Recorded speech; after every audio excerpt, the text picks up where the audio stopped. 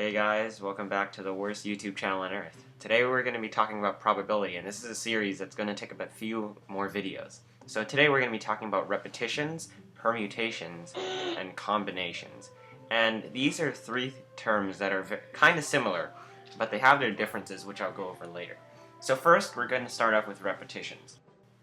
A repetition is a group or a subgroup of elements of a set. And in this group, then you are allowed to repeat elements, and different orders of these elements count as different repetitions.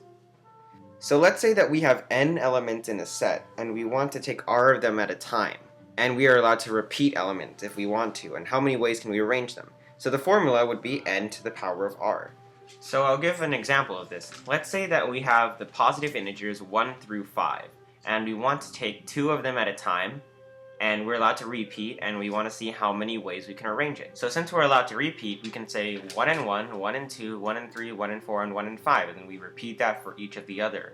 So we end up with 25 possible arrangements, or since we had n elements equals 5, and we took 2 at a time, 5 squared. So now let's go into permutations.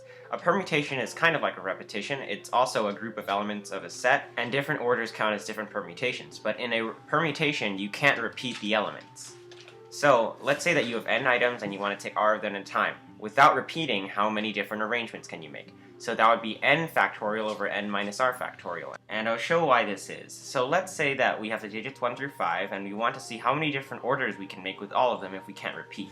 So when we do these kinds of problems, it's usually helpful to, instead of using the formula, draw in a bunch of blanks, and for each of the blanks, fill in the number of possibilities. So for the first blank, we can choose any of the 5 numbers, 1 to 5. So this means that there are 5 possibilities for the first blank. Now for the second blank, let's say we chose 1 for the first place. Now we only have 2 to 5 left, so there's only 4 possibilities left. Now let's say that we choose 2. Now we only have 3 to 5 left, and that means we have 3 possibilities. And if we chose 3, we'd only have 4 and 5 left, 2 possibilities, and then if we chose one of those, then we would only have 1 possibility left for the last space. And to find the total number of orders, we just need to multiply all of the possibilities together. Now in this case, n and r are both 5, so there are 5 factorial possible orders. But let's say that we took 2 elements instead. That means that there's only 2 blanks, and so there are only 5 times 4 possibilities. So we canceled out the 3 factorial, which is equal to 5 minus 2 factorial. So basically what we're doing, if r is less than n, is just getting rid of those extra blanks, which would be n minus r factorial. Now combinations are similar to repetitions and permutations in that they're groups of elements of a set, but in combinations, no repeats are allowed, and no different orders are allowed either. So the formula, if you have n items and you take r at a time, the number of combinations is like the permutations, except you divide by r factorial, and I'll show you why this is. So let's say that we have the letters A, B, C, and we want to take 2 of them at a time and see how many different combinations we can make. If we were taking permutations, then there would be 6 different orders, but in combinations we can't have different orders. Since we're taking r different elements at a time, for each of these 2 letters that we take out, there's going to be r factorial, or 2 factorial different ways to arrange them. So AB can also be ordered as BA.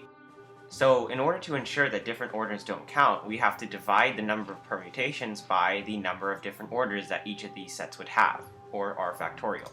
So let's review. Repetitions will generally be used for things where you can repeat elements of a set, like license plates, where you can have several letters or numbers that are the same. Permutations will generally be used when you care about order of things. So let's say like you have to rearrange the letters of a word, and you want to find out how many different ways you could do that, so you would use permutations to find out all the different orders of the letters. And combinations are generally going to be used when you don't care about order, but how many groups of a set have a specific attribute. So let's say you had a deck of cards and you wanted to find out how many 4-card hands would have all spades in them. You would use combinations because you don't care about the order that the spades are in. Or how many 10-card hands would have 3 cards of the same number. You don't care what order the cards would be in, so you use combinations.